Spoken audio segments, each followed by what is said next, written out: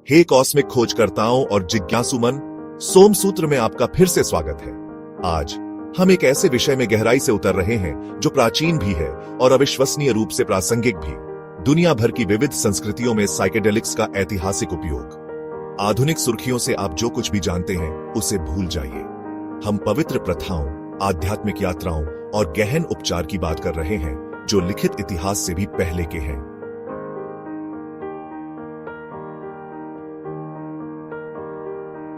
हजारों वर्षों से दुनिया भर की संस्कृतियों ने मन को बदलने वाले पदार्थों का उपयोग किया है, मनोरंजन के लिए नहीं बल्कि जुड़ाव के लिए, परमात्मा से, पूर्वजों से, प्रकृति के छिपे ज्ञान से और यहाँ तक कि उपचार के लिए भी। हम एक ऐसे समय की बात कर रहे हैं जब दुनियाओं के बीच का पर्दा पतला माना जाता था और इन पौधों और फफूंद को सीधा माध्यम माना जाता था। प्राचीन भारत में ऋग्वेद सोम नामक एक रहस्यमय पदार्थ का वर्णन करता है। इसकी सटीक पहचान पर बहस जारी है। कुछ विद्वान इसे भांग मानते हैं तो अन्य इसे मैजिक मशरूम बताते हैं। एक सुनहरे रस के रूप में वर्णित सोम वैदिक अनुष्ठानों का केंद्र था। पुजारियों और योद्धाओं द्वारा इसका सेवन अमरता, दिव्य अंतर्दृष्टि और शक्ति पाने के लिए किया जाता था। इसका लक्ष्य देवताओं के साथ संवाद स्थापित करना था, जो केवल नशा नहीं बल्कि गहन आध्यात्मिक जागृति थी।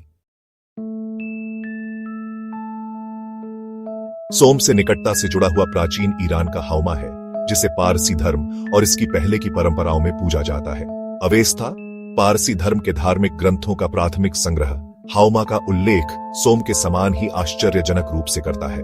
यह एक पौधा, एक देवता और एक अनुष्ठानिक पेय था जिसका सेवन आध्यात्मिक ज्ञान, साहस और स्वास्थ्य प्राप्त करने के लिए किया जाता था।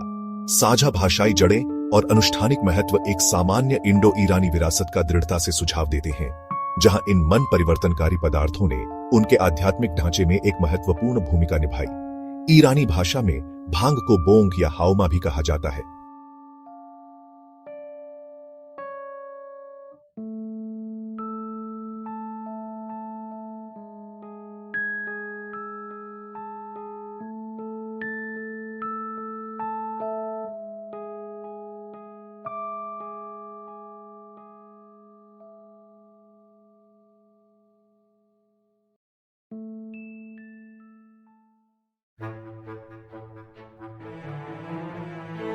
अब चलिए अफ्रीका की यात्रा करते हैं, विशेष रूप से मध्य और पश्चिम अफ्रीका की। यहाँ हमें इबोगा मिलता है, एक साइकोएक्टिव पौधे की जड़ की छाल जो ब्विटी धर्म का केंद्र है, खासकर गैबोन के फांग लोगों के बीच।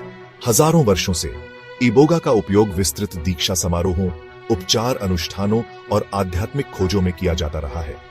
दीक्षा लेने वाले आत्मखोज की गहन यात्राओं पर निकलने, पैतृक आत्माओं का सामना करने, ज्ञान प्राप्त करने और शारीरिक और आध्यात्मिक दोनों बीमारियों को ठीक करने के लिए महत्वपूर्ण खुराक का सेवन करते हैं। यह एक गहरा संस्कार है जो व्यक्तियों को ब्रह्मांड में अपनी जगह और अपने समुदाय और विरासत से अपने संबंध को समझने के लिए मार्गदर्शन करता है।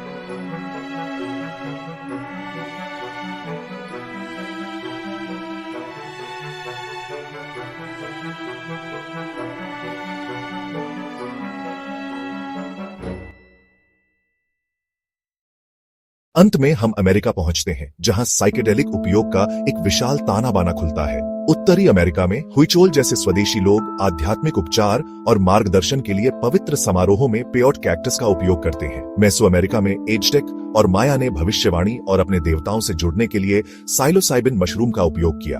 और दक्षिण अमेरिका के अमेज़न में अयाहुआस्का स्वदेशी उपचार का एक आधार है, जहां क्षमा बीमारियों का इलाज करने और गहन आध्यात्मिक अंतर्दृष्टि प्राप्त करने के लिए औपचारिक यात्राओं का मार्गदर्शन करते हैं।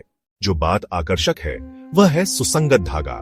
ये मनोरंजक दवाएं नहीं थीं, वे पवित्र उपकरण थे जिनका उपयोग अत्यधिक श्रद्धा, इरादे और एक संरचित औपचारिक संदर्भ में किया जाता था, अक्सर अनुभवी आध्यात्मिक नेताओं द्वारा निर्देशित। इन प्राचीन परंपराओं से प्राप्त ज्ञान की अब आधुनिक विज्ञान में फिर से जांच की जा रही है, जो साइकेडेलिक्स की चिकित्सीय क्षमता में अनुसंधान की एक नई लहर को प्रेरित कर रही है।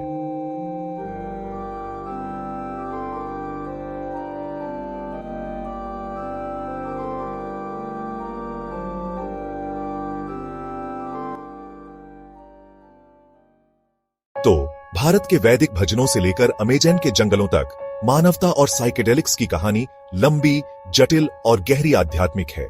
यह हमें याद दिलाता है कि हमारे पूर्वजों के पास चेतना की खोज के गहन तरीके थे, जिन्हें हम अभी फिर से समझना शुरू कर रहे हैं।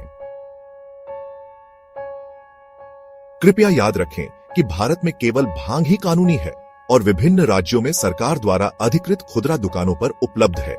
ऊपर चर्चा किए गए अन्य सभी पदार्थ जैसे मैजिक मशरूम, इबोगा या अयाहुआस्का भारत में अवैध हैं।